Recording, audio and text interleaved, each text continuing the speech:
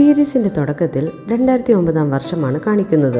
61 വർഷത്തിന് ശേഷം കാണാൻ സാധിക്കുന്ന സൂര്യഗ്രഹണം എല്ലാവരും ആകാംക്ഷയോടെ നോക്കുകയും അത് ഫോട്ടോ എടുക്കുകയും ഒക്കെ ചെയ്യുന്നുണ്ട്. അടുത്ത സീനിൽ ഇംസോൾ എന്ന നായികയെ കാണിക്കുന്നു. അവൾക്കൊരു ആക്സിഡൻറ്റ് സംഭവിച്ച് ചലനശേഷി നഷ്ടപ്പെട്ട് കിടക്കുകയാണ്. അവളുടെ അമ്മ അവളോട് സംസാരിക്കുന്നുണ്ടെങ്കിലും അവൾ മറ്റെന്തൊക്കെയോ ആലോചിച്ച് കിടക്കുന്നു. അടുത്ത സീനിൽ നമ്മുടെ നായകനെ കാണിക്കുന്നു, സഞ്ജയ. ഇവർ എക്ലിപ്സ് എന്ന ബാൻഡിന് വേണ്ടി പാടുന്നവരാണ്. 2 മാസം മുന്നെയാണ് ഇവർ സ്റ്റാർട്ട് ചെയ്തത്. റേഡിയോയിൽ സംസാരിക്കാൻ അവസരം കിട്ടിയ സന്തോഷത്തിൽ അവർ എല്ലാവരും റേഡിയോ സ്റ്റേഷനിലെത്തി. ഹോസ്പിറ്റലിൽ ഇംസോളിൻ്റെ അമ്മ അവളുടെ നഖം വെട്ടിക്കൊടുക്കുന്നതിനിടെ കാൽവിരൽ മുറിയുകയും മുറിഞ്ഞിട്ട് അവൾ അത് അറിയുന്നില്ലെന്നും കണ്ട് അമ്മയ്ക്ക് സങ്കടം സഹിക്കാനായില്ല.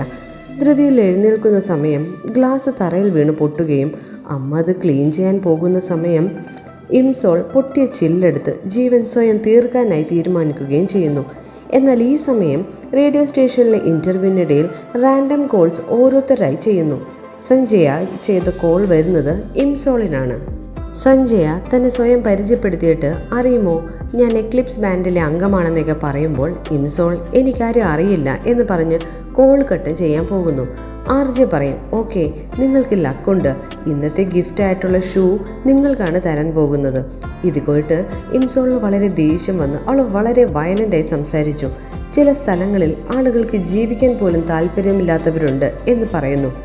RJ കോൾ കട്ട് ചെയ്യാൻ പോകുന്ന സമയം സഞ്ജയ സംസാരിക്കുന്നു, നിങ്ങൾ ജീവിച്ചിരിക്കുന്നതിന് നന്ദി. ഇതായിരിക്കും നിങ്ങളുടെ കുടുംബത്തിലുള്ളവരും പറയുന്നത്. നിങ്ങൾ ജീവിച്ചിരിക്കുന്നതിന് അവർ സന്തോഷത്തിലായിരിക്കും, അതിനാൽ ജീവിച്ചിരിക്കുക. ഇംസോൾ അവളുടെ അമ്മയെ ഓർത്ത് കരയുന്നു. അവിടേക്ക് അവളുടെ അമ്മ വന്ന് ഒന്നും അറിയാതെ തന്നെ അവളെ സമാധാനിപ്പിക്കും. വർഷങ്ങൾ കഴിഞ്ഞു. 2023 കാണിക്കുന്നത്. ഇംസോൾ തനിക്ക് ചലനശേഷി ഇല്ലെന്നുള്ള കാര്യം മനസ്സാ സ്വീകരിച്ച് ഹാപ്പിയായി ജീവിക്കുന്നു.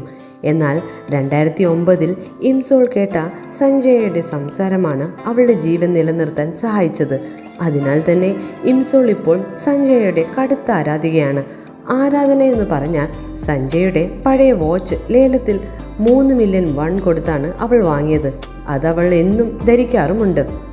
ഇന്നത്തെ ദിവസം സഞ്ജയുടെ ഒരു കൺസേർട്ട് അവിടെ നടക്കുന്നുണ്ട്. അതിന് പോകാനായി അമ്മയുടെ അനുവാദം അവൾ വാങ്ങിക്കുന്നു. ഇംസോളിന് അമ്മയും അമ്മുമ്മയും ഒരു ചേട്ടനുമാണ് ഉള്ളത്. അമ്മുമ്മയ്ക്ക് കുറച്ച് തലയ്ക്ക് സുഖമില്ല.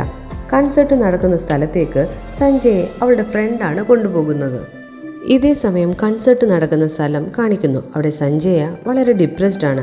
മാനേജർ വന്നിട്ട് കോൺട്രാക്ട് സൈൻ ചെയ്ത സിനിമയിൽ സഞ്ജയ അഭിനയിക്കുന്നില്ലെന്ന് കണ്ട് ചോദ്യങ്ങൾ ചോദിക്കുന്നു. അതിനൊന്നും മറുപടി പറയാതെ സഞ്ജയ അവിടെ നിന്ന് പോകുന്നു. ആകെ ഡിപ്രസ്ഡ് മട്ടിലാണ് അവനുള്ളത്. എന്നാൽ ഇംസോൾ വളരെ ഹാപ്പിയാണ്.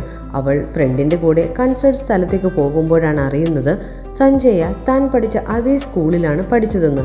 പഠിക്കുന്ന സമയത്ത് സഞ്ജയയെ പരിചയപ്പെട്ടാൽ മതിയായിരുന്നു എന്ന് പറയുമ്പോൾ കൂട്ടുകാരി ഓർമ്മിപ്പിക്കും, നീയെന്ന് കിമ്മിനെ സ്കാൻ ചെയ്യുന്ന തിരക്കിലായിരുന്നില്ലേ, കൂടാതെ സഞ്ജയ താമസിച്ചിരുന്നത് നിന്റെ വീടിൻ്റെ അടുത്തായിരുന്നു. അങ്ങനെ ഫ്രണ്ട് ഇംസോളിനെ കൺസേർട്ട് നടക്കുന്ന സ്ഥലത്തെത്തിച്ച് മടങ്ങിപ്പോകുന്നു. ഇംസോൾ ജോബിന് അപ്ലൈ ചെയ്ത പ്രൊഡക്ഷൻ കമ്പനിയിൽ നിന്ന് ഇൻ്റർവ്യൂവിന് ഇപ്പോൾ തന്നെ വരണമെന്നാവശ്യപ്പെട്ട് കോൾ വരുന്നു. കൺസേർട്ടിന് ഇനിയും 2 മണിക്കൂർ സമയമുണ്ട്. അതിനാൽ ഇംസോൾ ഇൻ്റർവ്യൂവിന് പോകുന്നു. പക്ഷേ അവൾ വീൽ ചെയറിൽ സഞ്ചരിക്കുന്നതിനാൽ അവൾക്കവിടെ ജോലി കിട്ടിയില്ല. തിരിച്ചു പോകും വഴി ബ്ലോക്കായതിനാൽ വഴിയിൽ കുടുങ്ങുകയും എങ്ങനെയും കൺസേർട്ട് ഹാളിൽ എത്തിയെങ്കിലും ടിക്കറ്റ് ഇംസോളിൻ്റെ കയ്യിൽ നിന്ന് നഷ്ടപ്പെടുന്നതിനാൽ അതിനകത്തേക്ക് കയറാനുമായില്ല. എങ്കിലും അവൾ പുറത്തുനിന്ന് അവൾ ആ സഞ്ജയയുടെ ഗാനം എൻജോയ് ചെയ്തു.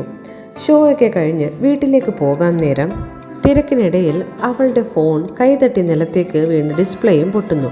ഇന്നത്തെ ദിവസം ആകെ ശരിയല്ല എന്ന് അവൾ കരുതുന്നു. ഇതേ സമയം സഞ്ജയ പാടുന്നതിൽ നിന്ന് വിരമിക്കുകയാണെന്നറിഞ്ഞ് അവൻ്റെ ക്ലോസ് ഫ്രണ്ട് ദേഷ്യപ്പെടുന്നു. സഞ്ജയ പറഞ്ഞു തനിക്ക് കുറച്ചു നേരം ഒറ്റയ്ക്കിരിക്കണം. ഫ്രണ്ട്സ് ദേഷ്യപ്പെട്ട് അവിടെ നിന്ന് ഇറങ്ങിപ്പോയി. ഇംസോൾ വീട്ടിലേക്ക് വീൽ ചെയറിൽ പോകുന്ന സമയം അവിടെ മഞ്ഞ് വീഴാൻ തുടങ്ങി. കൂടാതെ കറക്റ്റ് സമയം അവളുടെ വീൽ ചെയറും കേടായി. ഒത്തിരി തട്ടി നോക്കിയിട്ടും ശരിയായില്ല. മഞ്ഞ് വീഴുന്നത് കാരണം അവൾക്ക് തണുക്കാനും തുടങ്ങിയിരുന്നു.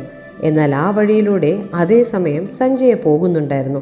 വീൽ ചെയറിൽ ആരോ ഇരിക്കുന്നത് കണ്ട് സഞ്ജയ വണ്ടി നിർത്തിച്ചു. അവളുടെ അടുത്തേക്ക് അവൻ വരുന്നു. തൻ്റെ ക്രഷാണെന്ന് കണ്ട് അവൾക്ക് എന്ത് ചെയ്യണമെന്ന് അറിയില്ലായിരുന്നു. അവൾ കരയാൻ തുടങ്ങി. അവൻ അവൻ്റെ കൂടെ അവൾക്ക് ചൂടിക്കൊടുത്തു. എന്നിട്ട് ചോദിച്ചു, എന്തിനാ കരയുന്നത്? ഞാനൊന്നും ചെയ്തില്ലല്ലോ. ഇംസോൾ പറഞ്ഞു സന്തോഷം കൊണ്ടാണെന്ന്. ഞാൻ താങ്കളുടെ ഫാനാണെന്നും പറഞ്ഞപ്പോൾ അതെനിക്ക് ഹെയർ ബോ കണ്ട് മനസ്സിലായെന്നും സഞ്ജയ പറയുന്നു. സഞ്ജയ അവൾക്ക് ലിഫ്റ്റ് തരാമെന്ന് പറയുന്ന കറക്റ്റ് സമയം ഇംസോളിൻ്റെ ഫ്രണ്ട് അവളെ കൂട്ടാൻ അവിടെ എത്തി. അന്നേരം ഇംസോൾ ബാഗിൽ നിന്ന് സഞ്ജയ്ക്ക് ഏറ്റവും ഇഷ്ടമുള്ള മിഠായി അവന് കൊടുക്കുന്നു. ശേഷം ഇംസോൾ വീട്ടിലേക്ക് പോകും. വീട്ടിലെത്തിയ അവൾ അമ്മയോട് വർഷങ്ങൾക്ക് മുമ്പ് ആക്സിഡൻറ്റിൽ തന്നെ രക്ഷപ്പെടുത്തിയ വ്യക്തി ആരെന്ന് ചോദിക്കുന്നു. ഇതെന്തിനാ ഇപ്പോൾ ചോദിക്കുന്നതെന്ന് അമ്മ. അന്ന് ഞാൻ ജീവനോടെ ഇരിക്കാൻ കാരണം 2 പേരാണ്. ഒരാൾ സഞ്ജയ, മറ്റൊരാൾ എന്നെ രക്ഷിച്ചയാൾ. അയാൾക്കും എനിക്ക് നന്ദി പറയണമെന്ന് അവൾ പറഞ്ഞു. സഞ്ജയുടെ കൂടെയൊക്കെ അവൾ അടുക്കി വെക്കുന്ന സമയം സഞ്ജയുടെ വാച്ചിൽ നിന്നൊരു വെട്ടം വന്നു. ഇംസോൾ കരുതി തനിക്ക് തോന്നിയതായിരിക്കുമെന്ന്. ഫോണിൽ കുറേയേറെ മെസ്സേജ് വരുന്നത് കണ്ട് നോക്കിയപ്പോൾ സഞ്ജയ സൂയിസൈഡ് ചെയ്തിരിക്കുന്നു എന്ന വാർത്തയും വീഡിയോയും കാണുന്നു. ഇംസോൾ വേഗം തന്നെ വീൽചെയറുമായി വീട്ടിൽ നിന്ന് ഹോസ്പിറ്റലിലേക്ക് പോയി. വഴിമധ്യേ സഞ്ജയുടെ വാച്ച് കനാലിൽ വീഴുകയും നടക്കാനായില്ലെങ്കിൽ കൂടി അവൾ കനാലിൽ ഇറങ്ങി വാച്ച് എടുക്കുന്ന സമയം വലിയ ഹോർഡിങ്ങിൽ സഞ്ജയ മരിക്കാൻ കാരണം ഡിപ്രഷൻ ആണെന്നും നാളുകളായി കുറേയേറെ പ്രശ്നങ്ങൾ നടക്കുന്നു എന്ന വാർത്ത അവൾ കണ്ടത്. അവൾക്ക് സഹിക്കാനാവാതെ അവൾ പൊട്ടിക്കരയുന്നു.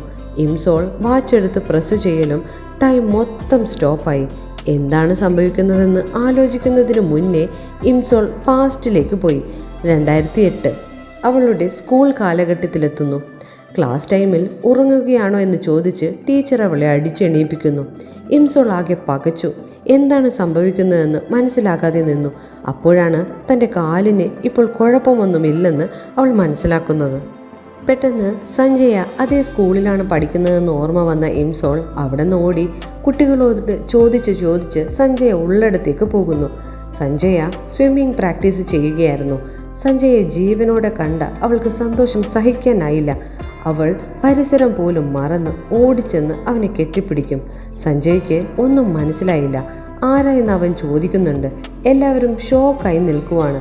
ഇംസോൾ പറയും, എന്തിനാ നീ സങ്കടം അടക്കി വെച്ചത്? എന്താ നീ ആരോടും ഒന്നും പറയാഞ്ഞത്? നിനക്ക് ഇത്രമാത്രം ദുഃഖമുണ്ടായിരുന്നോ? എന്നോട് പറയേ, എല്ലാം എന്നോട് പറയേ എന്ന് പറഞ്ഞ് അവൾ കരയുന്നു.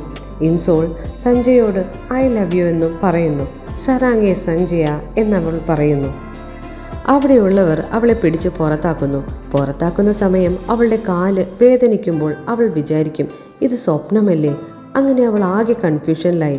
പിന്നീട് അവൾ വിചാരിച്ചു സഞ്ജയ മരിച്ചപ്പോൾ ഇവളും മരിച്ച് പിന്നീട് ഇവർ ആഫ്റ്റർ ലൈഫിലാണ് ഉള്ളതെന്ന്.